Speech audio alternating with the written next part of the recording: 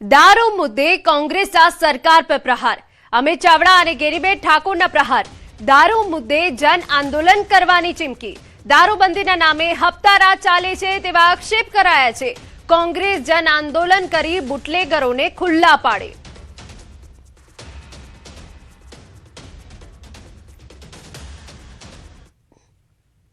आ जिल्लो राजस्थाननी बोर्डर नड़े छे त्यारे गुजरातमां दारूबंधीनो कायदो होवा छतां ट्रको भरीने कंटेनरो भरीने रोज दारू अहींयाथी गुजरातमां ठलवाय छे।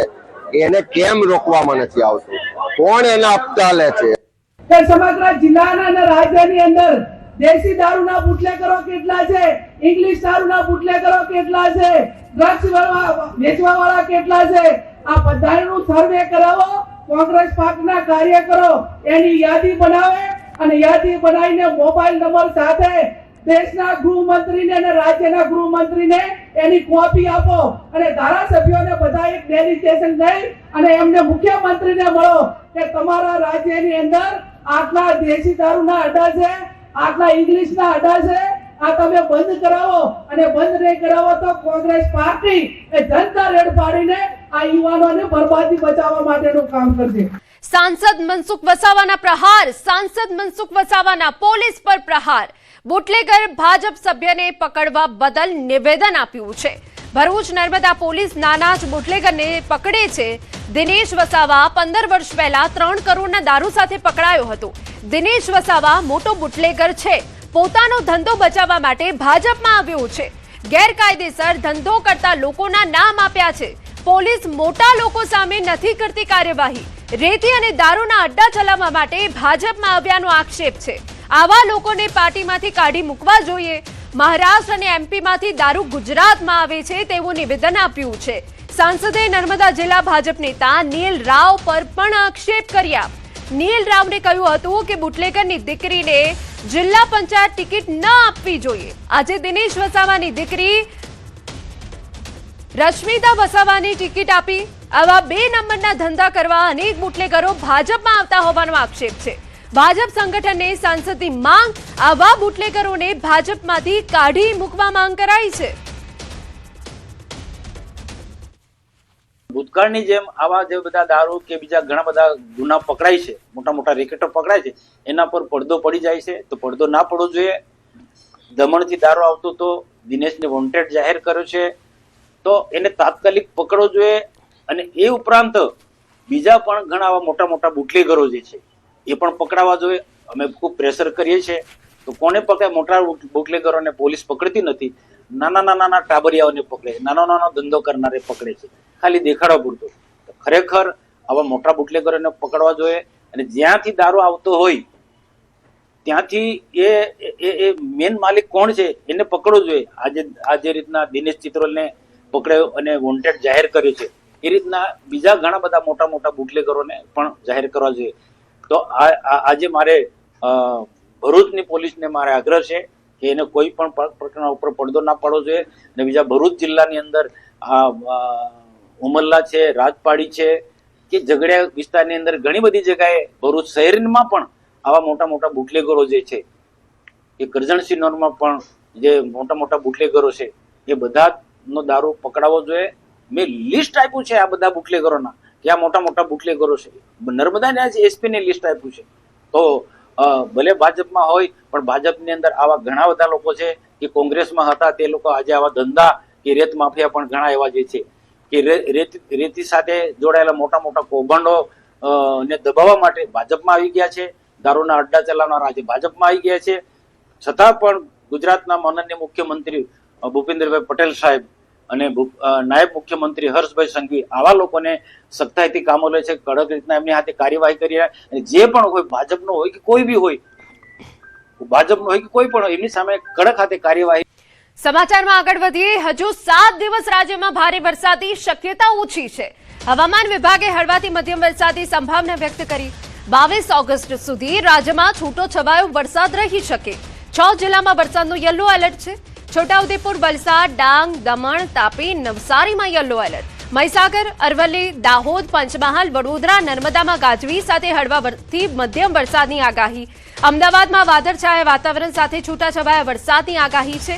દરિયાકાંઠે 20 થી 25 કિલોમીટરની ઝડપે પવન ફૂંકાઈ શકે. માછીમારોને 2 દિવસ દરિયો ન ખેડવા સૂચના. ગુજરાત રિજિયનમાં સિઝનનો 19% વધુ વરસાદ પડ્યો. સૌરાષ્ટ્ર કચ્છમાં સામાન્ય કરતા 25% ઓછો વરસાદ નોંધાયો.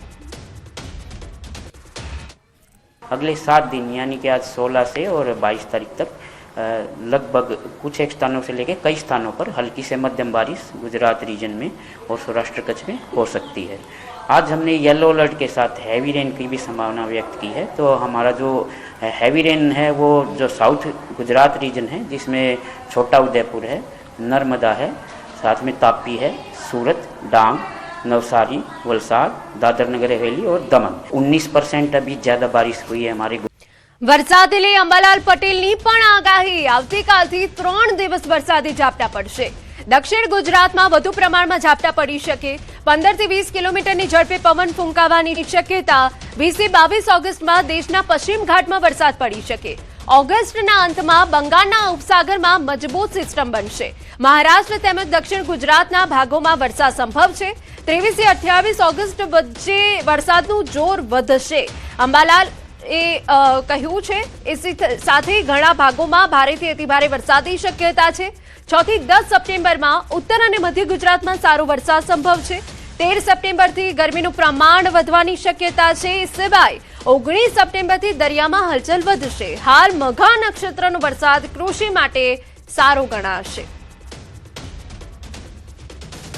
તારીખ 17, 18 અને 19 તારીખમાં ગુજરાતના કોઈ ભાગમાં વરસાદ થવાની શક્યતા રહેશે. આ વરસાદ મઘા નક્ષત્રનો છે. મઘા નક્ષત્રનું વરસાદી પાણી સારું ગણાય છે. આશ્લેષા નક્ષત્રમાં જોવા જઈએ તો આશ્લેષા નક્ષત્રમાં મોટા ફોરાનો વરસાદ આવે છે. તારીખ 20, 21, 22માં મુંબઈ, મહારાષ્ટ્રના ભાગોમાં વરસાદ થવાની શક્યતા રહેશે. દક્ષિણ ગુજરાતના ભાગોમાં પણ વરસાદ થવાની શક્યતા રહેશે. આ ઉપરાંત જન્માષ્ટમીની નિમિત્તે પણ ક્યાંક છાંટા પડવાની શક્યતા રહેશે. પરંતુ તારીખ 6 થી 10માં ગુજરાતના ઘણા ભાગોમાં વરસાદ ઝાપટા પડવાની શક્યતા રહેશે. તારીખ 8 થી 15માં પણ સપ્ટેમ્બરના પર્યુષણ નિમિત્તે, ગણેશ ચતુર્થી નિમિત્તે પણ વરસાદ થવાની શક્યતા રહેશે. 12મી સપ્ટેમ્બરથી વરસાદી ઝાપટાનું પ્રમાણ વધવાની શક્યતા રહેશે. એટલે સપ્ટેમ્બર માસમાં દરિયામાં ઊંચા મોજા ઉછળશે અને હવાના હળવા દબાણ. રાજ્યમાં વધુ એક બ્રિજ તૂટ્યો.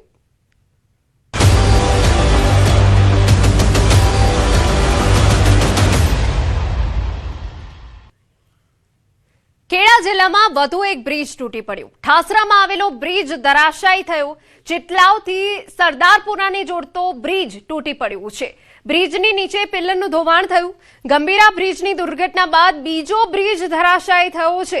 1 વર્ષમાં બીજો બ્રિજ ધરાશાયી. બ્રિજ નીચેના પિલ્લરની આજુબાજુ ધોવાણ થઈ જતા ઘટના બની છે. 2 ગામને જોડતો બ્રિજ અચાનક ધરાશાયી થતા ગામનો સંપર્ક તૂટી ગયો. ખેડા જિલ્લામાં વધુ એક બ્રિજ આજે ધરાશય થયો છે. અત્યારે જે ઉભો છું તે મહી કેનાલનું વધારાનું જે પાણી કાઢવાનો જે રસ્તો છે, રસ્તા પર માર્ગ અને મકાન પંચાયત વિભાગ દ્વારા જે બનાવેલો જે બ્રિજ હતો તે આજે વહેલી સવારે ધરાશય થયો. જ્યાં દ્રશ્યો બતાવીશ તમે જોઈ શકો છો અત્યારે અહીંયા આગળ કે આ બ્રિજ છે. આ બ્રિજની ઉપરથી સામેની બાજુ ચિતલાવ ગામ છે અને આ બાજુ સુંદરપુરા ગામ આવેલું છે. ગામના લોકો સરદારપુરા આ લોકો અહીંથી અવર જવર કરતા હતા અને આ બ્રિજ છે તે જર્જરિત ઘણા સમયથી હતો. વારંવાર રજૂઆત કરવાથી પરંતુ તંત્રના અધિકારીઓ કઈ ધ્યાને ન લેતા આજે બ્રિજ અત્યારે ધરાશય થયો છે અને ધરાશય થતા લોકો છે તે તમે દ્રશ્યો વ્યાપક મુશ્કેલી સામનો કરી અત્યારે જોખમી અવર જવર કરવા અત્યારે મજબૂર છે. એના સ્થાનિક લોકો આપણી સાથે જોડાયા છે, તેમની સાથે વાત કરીશું. શું નામ તમારું અને કેવી મજબૂરી? મારું નામ છે વિશાલ. વિશાલ, કેવા પ્રકારની મજબૂરી, શું કહેશો? ખેતરમાં જવાની તકલીફ છે અત્યારે અને બેસું ખેતરમાં છે. અત્યારે આ બાજુથી ગમે તે સામાન પેલી બાજુ લઈ જતું નહીં અને અમારાથી પણ જવાતું નથી. કેટલા સમયથી બ્રિજ જર્જરિત હતો? બ્રિજ જર્જરિત હતો અને આજે પાણી વધારે છોડવામાં આવ્યું. એના કરતા પેલો ડેમ હતો ને તે ડેમ તૂટી ગયો. તે ડેમના લીધે પાણી માટી ધોવાતી ગઈ, એમાં બ્રિજ બંધ થતો રહ્યો. અત્યારે આપણા અવર જવર માટેનો અત્યારે રસ્તો બંધ છે, બરોબર. આ બ્રિજ તૂટી ગયો, અત્યારે બધું ધોવાણ થઈ ગયું છે. પણ પાણીની પીવાનું ખેતરમાં અત્યારે ઢોરોને પાણી પીવડાવવું, માણસને પાણી પીવડાવવું, એ બધી સમસ્યાઓ અત્યારે એ છે. કેટલા વર્ષ જૂનો બ્રિજ હતો? આ તો લગભગ 60 થી 65 વર્ષનો બ્રિજ હતો. કેટલા લોકો આ બ્રિજનો ઉપયોગ કરે છે? આ લોકો તો બધા અત્યારે અમે ટ્રેક્ટર લઈને જઈએ, બધા અરસપરસ જતા એની પર. અધિકારીઓ આ ખરા? અધિકારીઓ અત્યારે આવીને જોઈન કરતા રાખે થઈ જશે કે થઈ જશે. ક્યારે આ લોકો અત્યારે જોખમી અવર જવર કરે છે એનું કારણ? પણ અત્યારે આ કેવી રીતે જવું? અંદર પાણી ચાલુ રહેશે. આ માટી ધોવાઈ જાય કોઈ પડશે તો પડે તો જવાબદારી કોઈ નહીં લેતા. હા બિલકુલ બીજી બાજુ દ્રશ્યો બતાવીશ. તમે જોઈ શકો છો આ બ્રિજ છે તે આ બ્રિજ છે તે બ્રિજ ની અંદર મોટું કહેવાય કે ગાબડું પડ્યું અને ગાબડા પડવાના કારણે આ બ્રિજ છે તે સંપૂર્ણ અત્યારે તૂટી ગયો છે. બીજો દ્રશ્યો બતાવીશ. તમે જોઈ શકો છો કે આ બ્રિજના જે એક્સપાન્શન છે તે તમામ અંદર પિલર તૂટીને અંદર પડ્યો હતો. જો કે સદનસીબે કોઈ જાણ નથી. બીજો દ્રશ્યો બતાવીશ તમને કે જે પ્રકારે તમે જોઈ શકો છો પાણીનો આવરો વધારો હોવાના કારણે જે ફ્લો છે તેના કારણે માટીનું મોટે પાયે ધોવાણ થયું છે અને ધોવાણ થવાના કારણે જે લોકો છે તે સંપૂર્ણ અત્યારે અસ્તવ્યસ્ત થતા આગળ જોવા મળે છે. મોટાભાઈ તમારા ગામના મોટે ભાગના લોકોની જમીન પેલી ચિતલાવ ગામમાં આવેલી છે અને ત્યાં આગળ તમે ખેતી કરવા માટે અવર જવર કરતા. હા, અમારે જે મોટા ભાગની જમીન આમ ચિતલાવ બાજુ આવેલી છે તો અમારે જેમાં ટ્રેક્ટર વેક્ટર ખેતી કરી પશુપાલન બી એ બાજુ રહે તો દૂધ વાળા બધા દૂધ ભરનારા બધા સદાપુરા ગામમાં આવે એમાં બધા લોકો અટવાયા છે. દૂધ ભરવા માટે લોકો જોખમી મુસાફરી કરે કે ઘટના દુર્ઘટના પછી જવાબદાર કોણ? જો અમે જવાબદાર સરકાર જે પાણી સિંચાઈ વાળા છે. કાકા કેટલાક લોકો જોખમી મુસાફરી કરતા અમારા કેમેરામાં પણ કેદ થયા છે. કઈ ઘટના દુર્ઘટના બનશે તો જવાબદાર કોની ગણાશે? અમે જવાબદાર સરકાર ગણાશે કારણ કે સિંચાઈ વિભાગ વાળા હજુ અમે કોઈ એમાં એ લોકો તો કોઈ ડિસિઝન હાલતા જ નથી કે આ રસ્તો કઈ રીતના શું કરવું એ તો કોઈ એ લોકો લેવા તૈયાર નહીં. બિલકુલ ચોક્કસથી બીજા દ્રશ્યો બતાવીશ. તમે જોઈ શકો છો આ જે બ્રિજ હતો આ બ્રિજ ની અંદર કહી શકાય કે અત્યારે નીચે પણ ઉતરીને મારે વિડીયો લેવાનો પ્રયત્ન કર્યો પરંતુ લોકો કહી રહ્યા છે કે સાહેબ નીચે ઉતરવું જાણ આવે છે કે માટી છે તે સતત ધોવાઈ રહી છે. કહી શકાય કે આ સ્ટાઇફંડ હતો ને સ્ટાઇફંડ ની જે પાણી જો નિકાલ થતો હતો તેનું સમગ્ર આ બ્રિજ નો પિલર આખો તૂટી ગયો છે. હાલમાં અહીંયા આગળ મામલતદાર પ્રાંત સેના તમામ અધિકારીઓ પહોંચ્યા પરંતુ આ ગામજનો છે તે એક માંગ કરી રહ્યા છે કે તેમને જે તમામ જે જમીનો છે ત્યાં રોડની પેલી બાજુ આવેલી છે જેથી 6 કિલોમીટર અમને અત્યારે ફેરો પડવાની ફરજ પડી રહી છે. એટલે લોકો એક જ માંગ કરી રહ્યા છે તંત્ર દ્વારા વૈકલ્પિક વ્યવસ્થા ઉભી કરવામાં આવે જેથી તેઓ લોકો અવર જવર કરી શકે.